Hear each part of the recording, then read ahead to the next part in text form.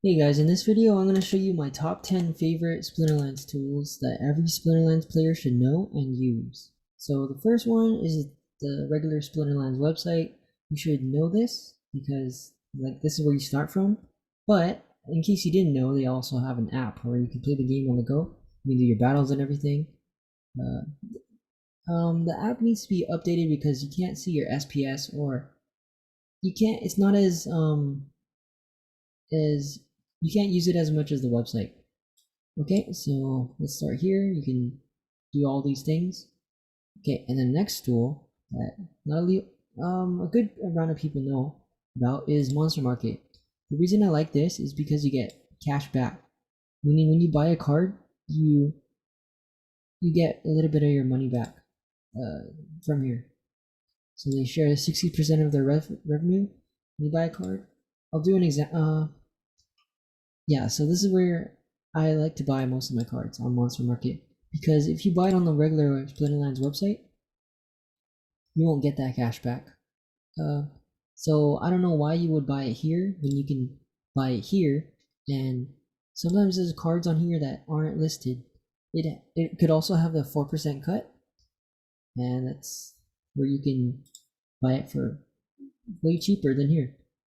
Okay, then after the Monster Market, this is where you can buy cards, and yeah, it's a great website. Awesome. And this list is from my top favorite to my least favorite. So yeah. Okay, and then next on that list is Peak Monsters. What's great about this is how I manage my rentals.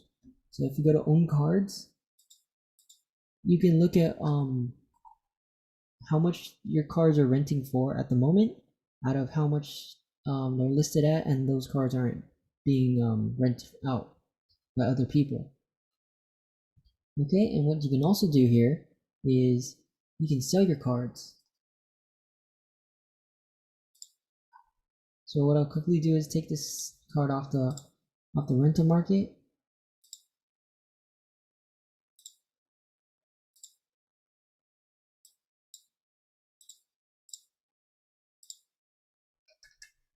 Okay, and then you can list this for sale. So right here, and make sure to set the actual price. Like you look at Monster Market and see how much it's going for. But in this example, I'm just showing you that you can reduce this market fee. So the reason what you want to reduce the market fee is so you don't pay as much, and that's great. Because if you list it on the Splinterlands website, you're gonna have to pay Splinterlands 5% of what you sold it for, and that 5% can add up if you're buying and selling expensive cards. Yeah, so when I sell cards, I always do it 4%, or I could also sell it peer to peer, but you have to really trust the person you're selling it to. Okay, so after Peak Monsters, next on the list is Splinter Alert, and not a lot of people know about this. So Splinter, also I'm gonna list all of the links to these websites in the description below, so make sure to check that out. Okay, so Splinter Alert, what they do is they have a great development team behind this. They really upgraded this website. I love it. But what I primarily use this for is renting. So once you get in, you can link your account right here. They won't. Don't worry, they won't do anything with anything. It's only to rent cards and buy cards if you want. So here's how it works. You can change what percentage of the highest price the card would be. Then it'll see that price and you can rent it out for cheaper. Or you can just play around with this. You can categorize it, and you can rent it for credits or DEC, rent it for how many days you want. And this is very versatile because you can keep your eye on a card that you really want to rent, but maybe the rents are too high. Then you'll see the card on here, and then you can rent it out. But make sure to keep an eye on this BCX, because if you're renting level 1 cards like most people are, you want a BCX of 1. And yeah, and you'll see that card for rent, and you just snatch it up. You click here, confirm, and you'll be renting it out. And you can also buy cards here.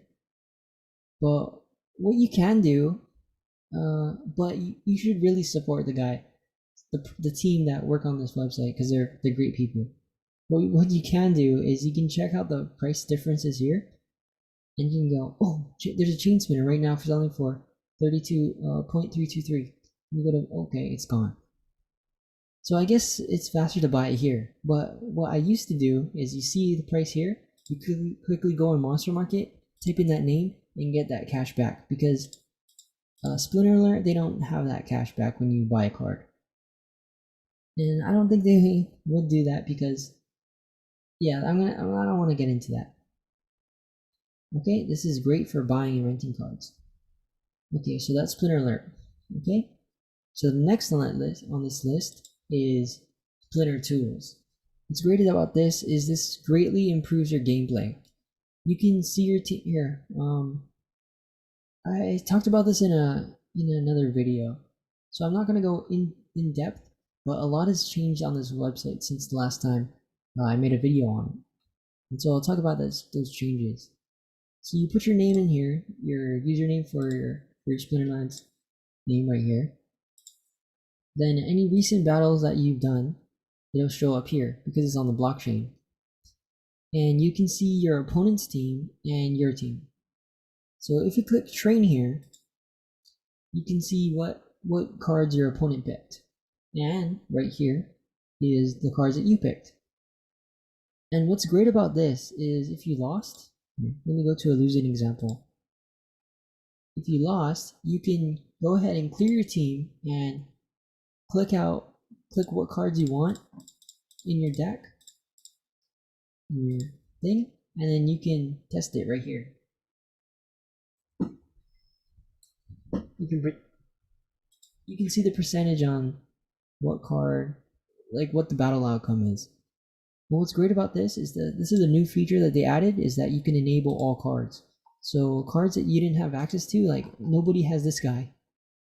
Nobody, yeah, that's so awesome, because you can run simulations on like a hard team that you commonly encounter, and you can figure it out yourself. And you can rent cards maybe that are similar to that, so you won't ever have to come across this team and lose again. So that's what's great about this Splinter Tools, is that you can train yourself on the battles. Okay, so that's Splinter Tools. Okay, let's go next on the list. Splinter Cards. So Splinter Cards, what they do is they collect so much data, and they present it to you in such a beautiful way. So right here on the homepage, you can see the price of DEC, SPS, Hive, everything you can see. But there's a lot more to that. There's a lot of information here. So what I recommend is that you just go to this website and play around and learn a thing or two about everything. They have so much data on everything. You can see and understand abilities here. Actually, not understand. Yeah, I guess. It has this one sentence. But you can also see the cards that have those abilities. Okay? And there's even more than that. So what I like to do, I like to look at loot chest value to see if the cards I'm renting is not higher than what the average price is. And I talked about this in another video, but since the new loot chest value changes, if you're in bronze 1, the average loot chest value is around 37 DEC. But once you get to silver 3, it becomes 54. So make sure to get to silver 3 as fast as you can. So that's what's great about Splinter Cards, is that you can see all this information that they provided for you. What I also use this website for is list price analysis. I love going back like 2 months and finding cards that their average price is lower than they were 2 months ago, which isn't most cards, and trying to find deals that on a on a large time frame, they dropped in prices. And if you believe that cards will rise in prices, you'll find deals here. Then you can buy the cards on Monster Market. So this is great for market analysis when you're looking at, like, it's easy to understand market analysis. So you can see cards that dropped in value over the past 3 to months ago, and you can snatch it up and maybe sell it half a month or a month later. So yeah, you can see all of this information. So just play around with this website, learn a lot about Splinterlands and all of its data. Okay, so I'm gonna go on next on the list, and that's Hive Engine. This is where you can manage all of your resources in Splinterlands, even outside of it. So this is how you can sell and buy SPS, DEC, SPT, you name it, it's there. A lot of the cryptocurrency and NFTs involved with Splinterlands is pretty much here. So you can buy DEC, SPS, packs, vouchers. They added that. So I'll quickly show you how you can buy and sell DEC. And I'll show you how to buy it now if you want to buy it and sell it for market price. But selling it and buying it for market price, you have to change. Here to show you. If you want to buy DEC right now, so the price is someone's willing to sell their DEC for this price. And you can buy how much DEC that you want to buy. Then you can buy it. But you have to do everything in Hive. Hive is the middle ground for everything. If you're selling something, it's going to be in Hive. If you're buying something, you have to use Hive to buy it. So Hive is forgot what the term is, but it's just the middleman for all transactions. That's what's great about that, is because it's not volatile. And you can also buy packs here. So there's dice packs, chaos packs. So the price really dropped on that. And you can also look at the markets here too, if you want. Now I'll quickly show you another website. Sometimes here when it pops up. CoinMarketCap. I like looking at this. I like looking at the data here to analyze the price of DEC and SPS and everything. I also like looking at the holders because you can see how many holders of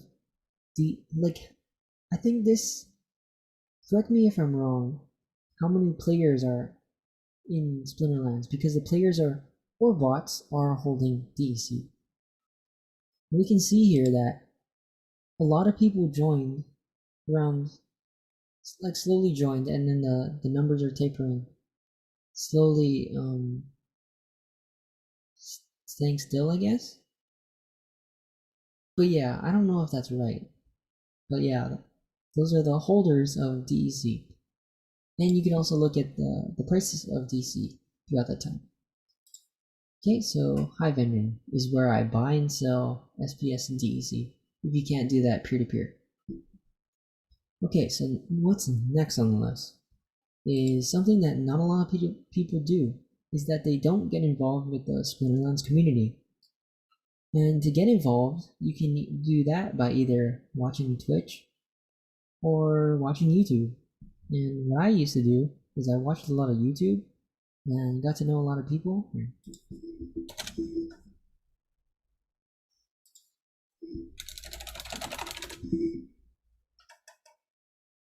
So yeah, there's great people on YouTube. Bulldog, Luke Plays to Earn. Without Empathy, this guy is a Twitch streamer too. So yeah, there's a lot of good people on YouTube that you can watch. Oh, oops. But there's, I think, even more on Twitch. And what people do on Twitch is they do kind of regular giveaways. And a lot of people are like continuously live. And the term for that is the no sleep game. So there's streamers around the world playing Splinterlands, that keep on streaming it, and they just keep on doing it. So here's a list. I'm also gonna link this in the description of large Splinterlands players, and these are all great people. You should follow all of them on Twitch, and if they have a YouTube too, follow that too, because they're great people. That most of them give away a lot of cards in DEC. They're awesome people. Okay, so that's Twitch and YouTube, and you can follow me on YouTube. I do a lot of Splinterlands stuff. Okay, after Twitch is, if you also want to get, before I forget, Discord is a great place to hang out during, to get involved with the community. I talked about this in a lot of videos, but my favorite Splinterlands Discord is Splinter Games. It has such a great community surrounding it, and I love it. So, if you're in Splinterlands, make sure to join the Splinterlands official Discord. Here you can catch up with all the updates on the game, what they're changing, if there's any what is it called?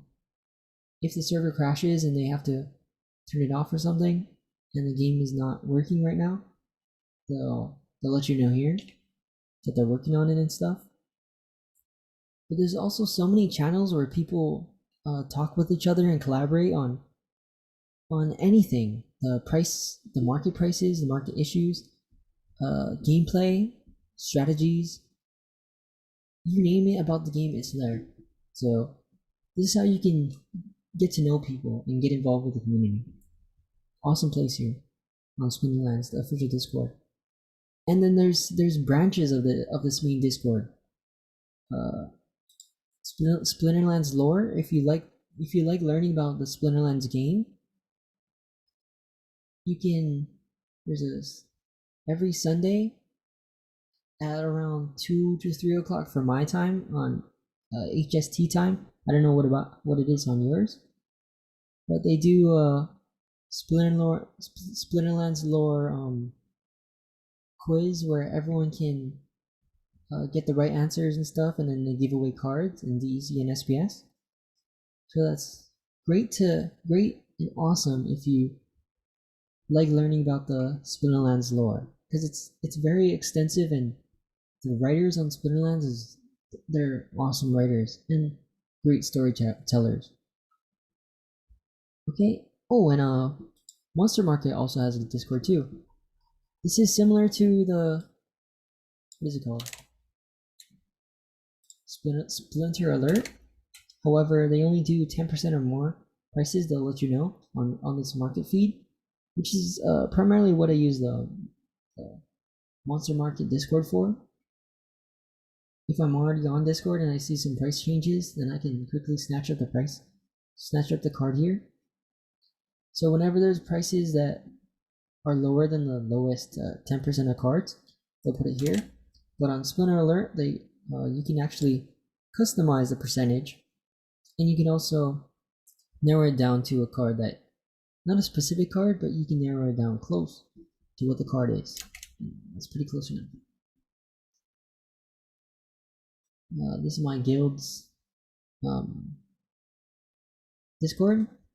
I don't know if you're in a guild. Try to get in a guild as fast as you can, and stay in that guild. Be loyal to that guild, because not a lot of people can get in the guild. It's very awesome if you can get in.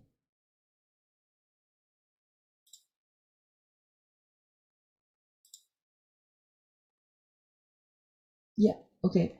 That's all the Discords I wanted to talk about for Splinterlands. And there's a lot more if you can get involved with it. Man, I like looking at these prices. The website's so colorful. Okay, but I'm gonna move on. Okay, so after Discord and Twitch and YouTube, another way to get involved, if you don't like watching content, is PeakD. And this is where you can read articles on Splinterlands, and sometimes information is better shared if it's written down instead of shown on video, maybe. And what a lot of people do are giveaways on PicD. If you didn't know, that's what I mainly use it for, to enter giveaways. So there's a lot of, let's check out the Splinterlands community on PicD.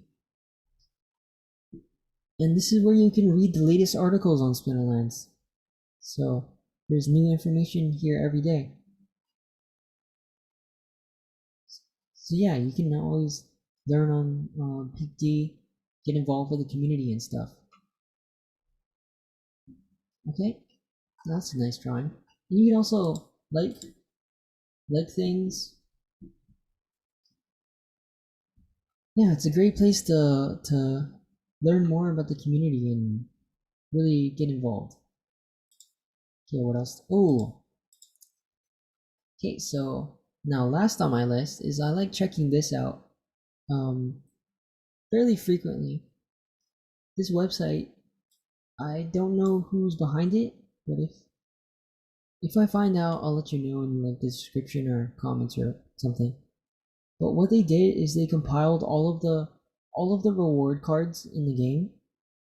There's even more, but these are already maxed. So they compiled all of the reward cards in the game to the print rate of like how much Splinterlands said that they're gonna print, and they counted how many cards are being printed, and then they show how much percent of the cards that were printed. Okay, I don't know if that makes sense. But here we can see the print rate on all of these cards. So that's why I don't, in the short term, I don't think these card prices will rise that much, because there's so many cards that have yet to be printed. So especially looking at this Digital Shanis,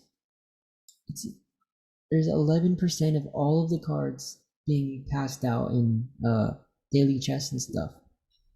So you still have a pretty much a high chance of getting a Digital Shanis. You can just wait it out. That's what I think anyways. But yeah, I like whenever I buy a reward card, I always go to here just to get a reality check of how many cards have been printed and how many cards have yet to be printed. Okay, so that's all of that's all of the tools that I use for Splinterlands. And hopefully you got to know some of the tools that I use, especially these two. I don't know many people that use these, and I think people should use these more. Okay, that's my video. If you use any tools that I showcase in this video, please subscribe and like the video so that more people can learn about all of these amazing tools. Okay, thank you for watching. Have a great day. See ya. Bye.